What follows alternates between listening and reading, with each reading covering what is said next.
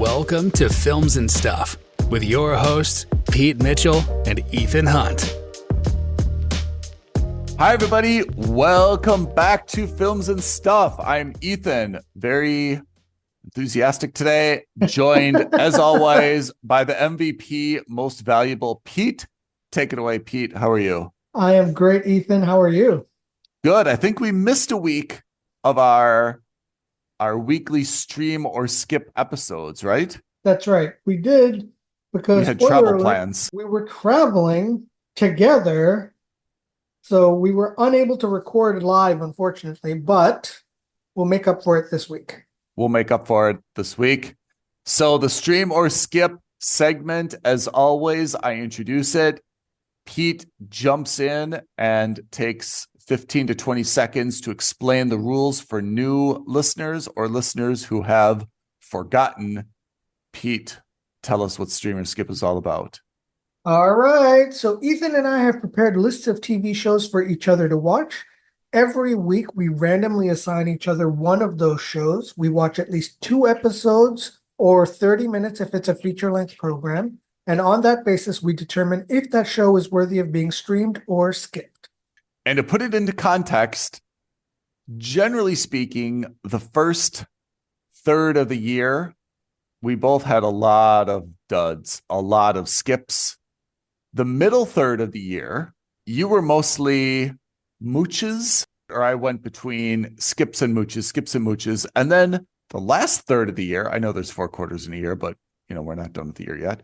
I think both of us had a lot of must subscribes. So we were in a pretty good place, although, ready for the spoiler alert? This week may not be as up to standard as we had been experiencing in prior weeks. But we were both on Netflix. Why don't you go start it off? I had Nobody Wants This, starring Kristen Bell. I guess she's known for Veronica Mars. She's known for The Good Place. I mean, pretty well known. And alongside of her in this rom-com is Adam Brody, who I kind of assumed was the son or nephew of Adrian Brody. Turns out not the case. I should say the premise is that Kristen Bell, she is a podcaster. She is agnostic, meaning she doesn't believe in any god or any religion. And her podcast is mostly about dating, sex life, stuff like that. You could think of this as the modern Carrie Bradshaw from Sex and the City in that way, right? Carrie Bradshaw at the time was a writer. She had the sex column. This is updated a little bit. We have a podcaster. Sure. She is introduced at a dinner party at her neighbor's house to Adam Brody's character, and he is a rabbi.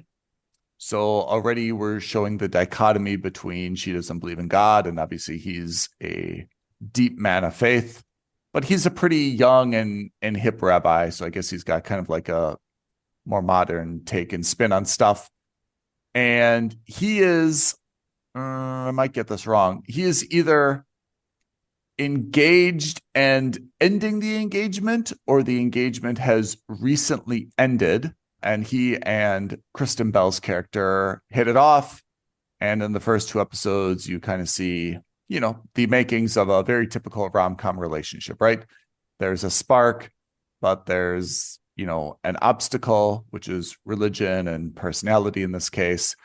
There's some chemistry, will they, won't they, blah-de-blah-de-blah. And how I say blah-de-blah-de-blah is really why I think I've given this a skip, spoiler alert, to my rating. Because, to be honest, we've seen this a lot. Like a lot. And I guess there's no... Seeing it as it's Netflix, and Netflix needs to cut to the chase fast, you kind of know where this is going. And I just felt like this was I just wanted to kind of put it on fast forward. You can kind of hit the double arrows and it can go 2 times the speed, 4 times the speed, 18 times the speed, right? I just kind of felt like let's get to the point. Like this isn't a particularly creative plot line. Neither of the characters have been developed enough that we really get to know like Kristen Bell's character. I mean, how did she become a podcaster? Did she lose her job? Is she a journalism student? I mean, we just don't see enough, I think, exposition about these characters to really care about them and to feel anything about like their relationship. Like it's a show that jumps immediately into the relationship. Compare this to, for example, Suits, which obviously has a very important, romantic relationship between Mike Ross and whatever Melinda Markle's character is, right? Compare this to Suits, right? Ross and Rachel. Oh, it is Rachel and Suits as well. I feel like those shows intertwine the romantic relationship a little bit more into the storyline, and they focus more on the story, and then the romantic relationship kind of generates itself a little bit more organically, can we say? Whereas this is just straight up, they show a scene of her. She's this very non-religious, kind of blunt, to the point sex podcaster. Okay, we get her point, right? Cut away, show him. He's giving, a sermon in a temple, clearly a man of faith, right? Show the dinner party. I mean, you just know where it's going. It was just kind of like anticlimactic, no edge of your seat kind of stuff. There was quirkiness in all the characters, which is supposed to provide the humor. It wasn't necessarily the witty writing that was providing the humor. So I would say all in all on Netflix, kind of what you expect for a Netflix rom-com. Some big names, something that's going to, I think just the headline may attract some people, right? I mean, it's got something a little bit kind of provocative or interesting. But in terms of being a show worth your time, I am sorry to say this is a skip. Nobody wants this. The title kind of says it. It is a skip. Nobody wants this, parentheses, especially. Including Ethan. I gave it a 1. It's a skip. There's really not a lot to say about it. If you're really, really struggling to find something on Netflix, I'd look at some of our prior, recommendations. Much better options, in fact. Pete, that's me. Going to you. We're staying on Netflix. Another show. We are staying on Netflix, and I watched a show called Fool Me Once, also a new show on Netflix. It's shown as supposed to be like a mystery / drama / thriller. And it opens with a funeral, which is okay, a little intriguing. And effectively, what we find out is that you have this married woman who was like this military operative who I guess quit the military after she got married to this guy, has a kid, and this guy is killed. Yeah. And he's killed under what looks like the pretense of how he was killed was like a quote unquote simple like robbery gone wrong. Yeah. Where it starts to potentially get interesting is that you see that all of a sudden this very sane, very rational, very capable military woman starts seeing her husband everywhere. So like it looks like she's having like a mental breakdown, or maybe she thinks she's having a mental breakdown. So she's at the football game with her niece and she sees what a man who looks like her husband walking by. She's checking out the video of her nanny cam and it looks like her husband is there. So just little things like this. Yeah. And obviously it can't be him, or at least it shouldn't be him because we opened the episode with the funeral. And then we start getting into this schlocky murder mystery style thing because we find out that this woman, even though she's in England, has like this crazy military arsenal in her house, which, okay, fine. And she gives her gun to the police, to the detective, I guess, to test. And we find out that, oh, by the way, we also learned that her sister was also killed recently.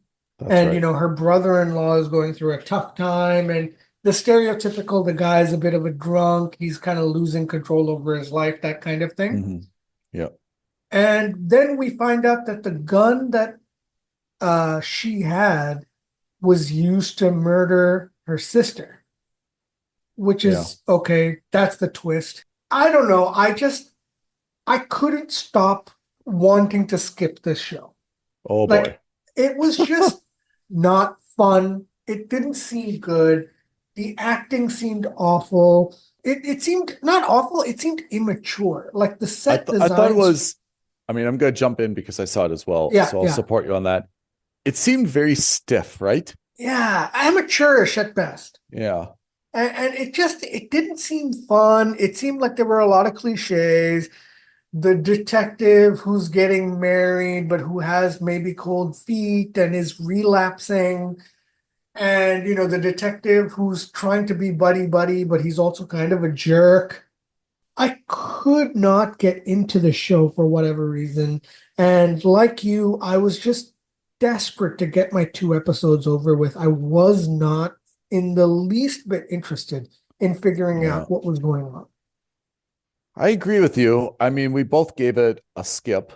I felt the same way as you, as I felt that there was a lot of stuff, like almost too much stuff mashed up in here, right? Yeah. So you've got like the military backgrounds, or maybe I felt like there were so many like subplots, right? So you've got like the military backgrounds, and there's some reference to maybe she was like discharged for like a bad reason. And then you've got, his family, where even though he was in the military, he came from kind of like the very stereotypical big English estate, right? Where Yeah. everyone has kind of like the Range Rover and that big like gravel circle thing in front of the big, like house where they play, like cricket or something in the backyard. It was, the family is like kind of wealthy and secretive. And the whole thing just seemed like so many kind of like cliches all mashed up at the same time. And then I had the sense that they were really shoving this mystery down my throat. Like, recall how it started is that like she was watching the nanny cam, and her husband, who she thought was dead, was just like sitting in the house, like no big deal, like playing with her daughter caught on the nanny cam, right? Yeah. And it was like, so like, if there's a mystery to be had, I guess what we're trying to find out is, tell me if I'm wrong, somehow he's faked his death, right? That's somehow the big reveal at the end, Absolutely. right? Yeah. He's supposed to have faked his death. But like all people, or like some people who fake their death, not all, he can't stay away from his daughter. So somehow he sneaks into the house, plays with his daughter. I mean, talk about like totally fucking her up. Plays with his daughter, sneaks out, unbeknownst to him. Ha ha ha. She just happened to be gifted a nanny cam the day before, right? How convenient. She happens to watch the nanny cam. He's caught on film, sneaking into the house, playing with the daughter, and leaves. It was like, could you shove this plot down my throat anymore? Yeah. We know where this is going, right? It's not like she, was like cleaning out his stuff and found something and like was tracing leads, and it's kind of like a detective thing. And I mean, it was just like so in your face. Like, he's obviously alive, right? He was caught on camera. He's obviously alive. She'll go through the mystery. Everyone will think she's crazy, and she'll eventually solve it, that it's a big government conspiracy, and he either needed to fake his death to protect the family, or some government big hush hush program. I mean, it's just also. Oh, and we trite. forgot that, we find out that her sister might have been having an affair or had some kind of secret contact because she had a hidden phone. Yeah. And you're right. And her sister worked for the same big company that her Right. husband's family owned. And Absolutely. it was just also, I guess I love a good mystery, and I know you like a good mystery, but I felt like this is just like so shoved down my throat. Like, I get it. You don't have, like, there's no secrets in the show. Like, I know exactly where this is going now, right? There's a big government conspiracy. Her sister was murdered. Husband had to fake his death, to protect the family, and he's going to justify it. And then they're going to team up, Mr. and Mrs. Smith style, and kill everybody and blah de blah de blah. It'll Yeah, be the yeah. ending. And it's kind of like, the problem isn't that it's predictable. The problem isn't that at all, because a couple weeks ago I had to see that show on Apple TV, Dark Matter, Oh yeah. where he gets, his Yeah. identity, not his identity, his alternate dimension self Yeah. replaces him in his current reality. Yeah. Also predictable.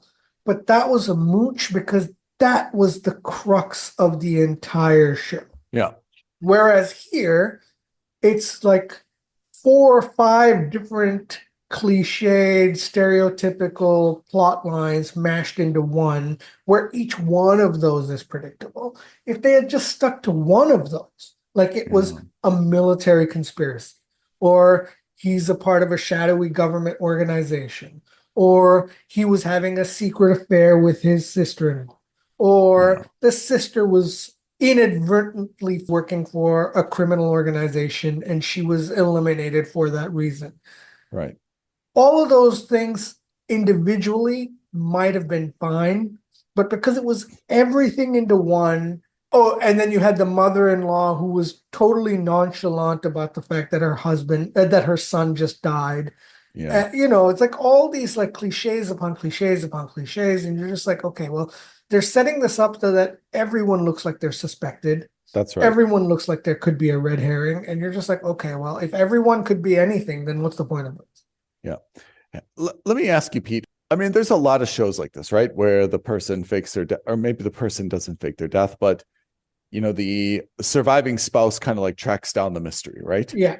Have we ever seen it from the other perspective? Like, we don't focus on the surviving spouse so much, but we focus on the spouse that has disappeared or, like fake their death. Have you ever seen like what this guy's doing on a day-to-day basis? Like, where is he sleeping? What is he eating? How is he getting around? Does he have a new phone? Does he have any contact with people? That seems to be honest, the more interesting part, which is how is this guy sneaking around if everyone thinks he's dead, right? Yeah. Yeah. Like, let's show me plotting and faking my death. Yeah. Show me, meandering through this town that my wife also lives in and trying to Yes. avoid detection. Yeah. Like, is he just wearing like a baseball cap and like going through life? Like, is he going out to eat? Like, I think that's the more interesting show is like, what is this guy doing? What is he trying to achieve in the past few weeks or a few months, like on a day-to-day basis, right? Is Yeah, he that like, he has to do this. yeah, I think that's actually the more interesting show. And you can show him like peeking behind the bushes and they show like his grieving wife and he's like so sad, but he's like, well, I had to do this to clear my name to protect the family or something, right? Yeah. And it follows that's, I think, the more interesting show. So we both gave it a skip. Yeah, it was awful. Yikes. Can we turn to more promising things and point out that season 2 of The Diplomat has dropped on Netflix? It has. I haven't even seen it yet. Unfortunately, only 6 episodes this season. Oh, really? So short? How many was in season 1? I think it was the full 8 or 10. But in any case, a full 8. Yeah, someday we'll be saying a full 6. Yeah, exactly. Let's give The Diplomat credit. Season 1 dropped April 2023. Season 2 dropped November, right? 2024. That's not a bad turnaround, right? No, not at all. I mean, really bravo to them to turn it around so quickly. That's really, I'm happy about it. Yeah. I like that show. I will watch it. It's hard to, or maybe we should try. What is the reason why we like that show so much and we think that Fool Me Once, which is not totally dissimilar, why do we like The Diplomat and hate Fool Me Once so much? For one, we don't normally see shows about diplomats, right? I mean, usually if you're seeing a government show, it's about, the CIA, or it's about the White House, or, the parliament, or someone like people who have more political capital and more political You're right. power. Very good point. Yep. 2, Kerry Russell. Russell, awesome. Felicity. Yeah. 3, Rufus Sewell. I don't know how Yeah. you say his name. Also Yeah. awesome. Just the Yeah. casting was very good. Some Yeah. things were not plausible about the first season, like how the British diplomat was having potential feelings for the American diplomat. Like it just didn't Yeah. make sense. Yeah. Unnecessary. But there was that mystery element of, the British versus, I guess it was the Iranians. I can't remember. I mean, Right. And I agree with what you said, which is it's interesting that there's a show centered on an ambassador, which is not usually front and center. yeah, And I agree that both characters, Kate Weiler and Hal, they're very, very believable, and they have very distinct personalities that just come up to the edge of being a little bit over the top. Like I thought that they started a little bit heavy with Kerry Russell in season 1, where we get it. She doesn't like to wear dresses. She doesn't like formal things, right? Like she's just tie her hair up in a bun, roll up my sleeves. I want to get out to, the African, site and, start doing some diplomatic work, right? Like yeah, I felt that was very close to being a little bit over the top, whereas Hal is very much a put on a tuxedo, life of the party, so good at schmoozing everybody, right? Like the smooth career diplomat. So I thought it started a little heavy with those characterizations. They've walked them back a little bit, and now you see like, or at least kind of like in the promos for season 2, Kerry Russell is wearing a dress and heels, like she's still not glam, which I think is more realistic for who she is, right? Like, okay, you're going to dress like an ambassador, like dress properly. But yes, we're not going to, make you look like, you've just walked out of a hair salon and everything is perfect. Like you're still a little bit casual, informal, and that's not your natural state. But I think that they've done a better job of kind of getting her to fall into a more realistic character pattern for an ambassador. But I'm looking forward to season 2. I mean, season 1 ended obviously with a bang with the literal car bomb. I'm looking forward to season 2, and I think that's a very, very good show that Netflix has on its hand, and they clearly tried to rush season 2 out, like not in a bad way, but in a way to like make everyone capitalize like, hey, on it, remember right? you saw this, like, Yeah, keep their attention. So yeah, absolutely. I'm excited about that. Then the other thing we have to talk about on Netflix is the Mike Tyson versus Jake Paul boxing match. Is it Jake Paul, Logan Paul? Which of the two brothers is it? I think it's Jake Paul, but I have to say, I don't I know. Both are don't know the douches, so it difference. doesn't matter. So I guess you're cheering for Tyson. But this is groundbreaking for a few reasons. One, it's on Netflix. 2, it's live, and it's free. Like if you subscribe to Netflix, you get to watch it right away. Yeah, yeah. So it's It's going to be their kind of a version big of deal. pay-per-view, I guess. Yeah. It's happening in Dallas, Texas, in the stadium where the Dallas Cowboys play. So it's going to be a very big event. I mean, the names are big, right? I mean, Mike Tyson, even though my God, dude, you're not going to believe this. He's 58 years old. Good God. Isn't that like elder abuse? Like he's almost That's the thing, is like these guys talk about how one of these Logan brothers is like or Paul brother, whatever, Jake or Logan, whatever the guy's name is, right? Yeah. They talk about how he's like supposed to be like the serious boxer, but like he's fought like a YouTuber, he's fought like retired boxers, he's fought like a retired basketball guy. Yeah. Like these aren't, this is a celebrity boxing match. This isn't a legitimate fight. I think it's actually a mix between the two.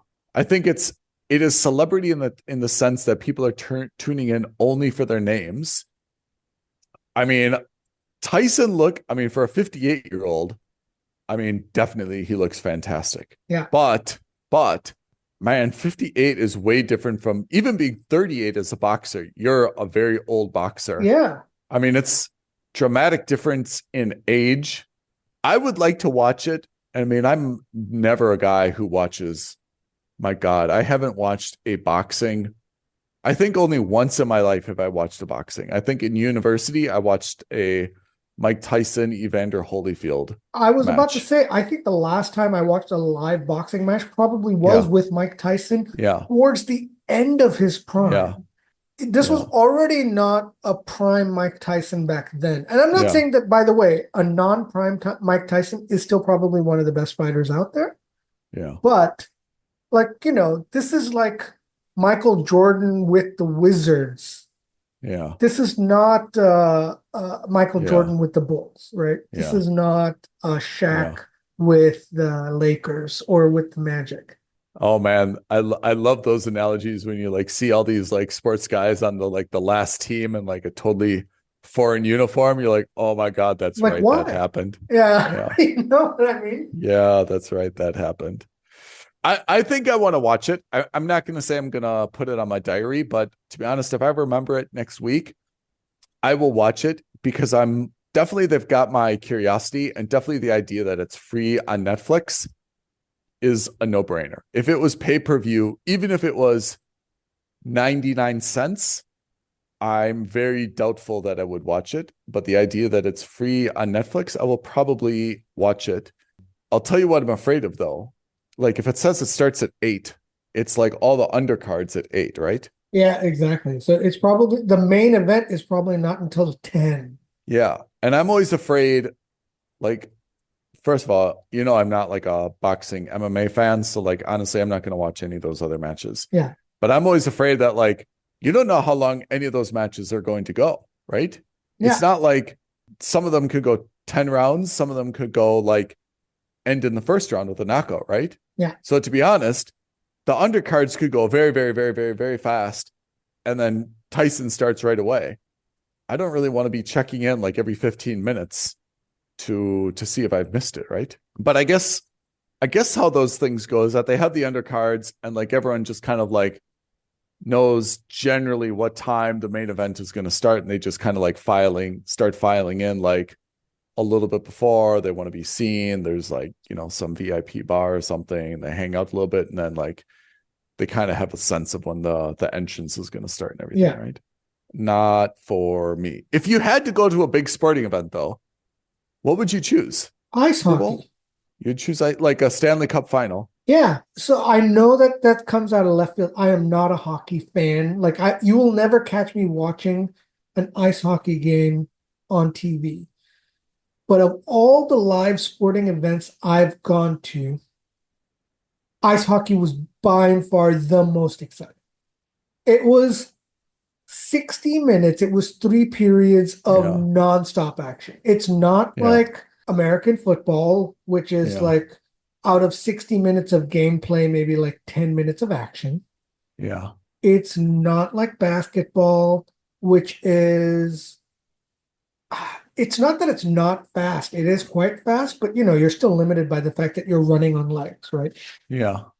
I get the feeling that there's a lot more downtime in basketball, but when it comes to ice hockey, man, like, I have never seen more nonstop action. And in terms of fandoms, I gotta say, it's a close one between football, like, soccer, and ice hockey in terms of like the crowd going nuts. Because I've been to a Champions League final in Lisbon, and I went and saw just a standard run-of-the-mill, not even a playoff scenario, Philadelphia Flyers game.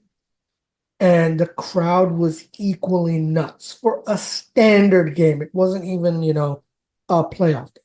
I think that's a very good hypothetical. If you're really going to watch a championship, whether it's like Wimbledon or it's going to be, World Cup or Champions League or, any of the kind of North American sports, I agree that if you're at like the deciding game of a hockey game, the intensity is probably the highest throughout the game.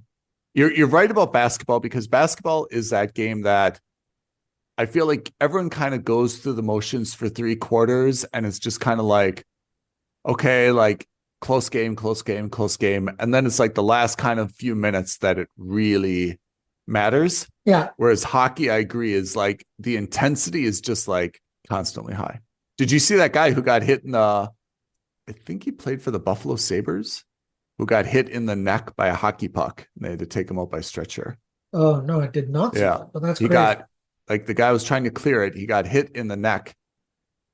And like, I guess these guys are like on autopilot for a while because he kept like skating and playing.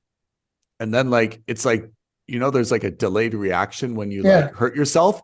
And then he realized like, oh shit, like I'm injured. My trachea is out. Yeah. Yeah. And then he went down. But like everyone like was watching it. It's like, wow, he got hit. And they're like, well, he seems to be okay. And they're like, no, he's not. No, he's really not. Yeah. Anyway, getting back to Netflix, definitely I'm going to watch Diplomat season 2. I'm going to try to watch the Tyson Paul fight, which is on the 16th. But the other things that we had today on Netflix or this week on Streamer Skip were pretty miserable. Looking ahead, what do we have for next week? And do you think we can turn this ship around? Well, I have high hopes for you because you are going to Apple TV. Oh. And you're watching a show called Midnight Family. Okay. I am staying on Netflix and I'm watching a show called From. Ooh. Midnight Family, I think, is about a medical student whose family also runs like an emergency ambulance service. I don't know. I have no idea, but like it looked good. The trailers look good. Oh, season 2 of Silo. Season 2 of Silo starts very soon. When? I think this weekend, actually. Oh. The final season, part 2 of season 5 of Yellowstone, kicks off this Sunday. Oh my gosh, yeah. Tulsa King season 2 finale this Sunday. Oh man, are you watching Tulsa King season 2? I am. I saw the first one and I haven't seen anything since. Is it good? I'm enjoying it. I think I preferred the first one to the second one. Okay. But I'm still enjoying it. We've got Gladiator 2, by the way. Oh, when's Gladiator 2 coming out? Next Friday, so we're going to have to watch that. Oh, yeah. Okay, that's exciting. Pete, before we sign off, can you give our YouTube and social media creds and all that jazz? Absolutely. Tweet at us at Happiness Podcast. DM us on Instagram at Films and Stuff Podcast. But as always, the best thing you can do, like this video, hit the subscribe button, hit that notification bell, and leave a comment below. Could not have said it better myself. Listeners, thank you for tuning in to the Stream or Skip episode of Films and Stuff. Pete, thank you as always for bringing your passion and energy. We will see you all next week on the Films and Stuff podcast. Thanks, Ethan. Thanks, everyone. Bye now. Thank you for listening to another episode of Films and Stuff. If you haven't already, please subscribe and review on Apple Podcasts, Spotify, or wherever podcasts are downloaded. Films and Stuff. There is no substitute.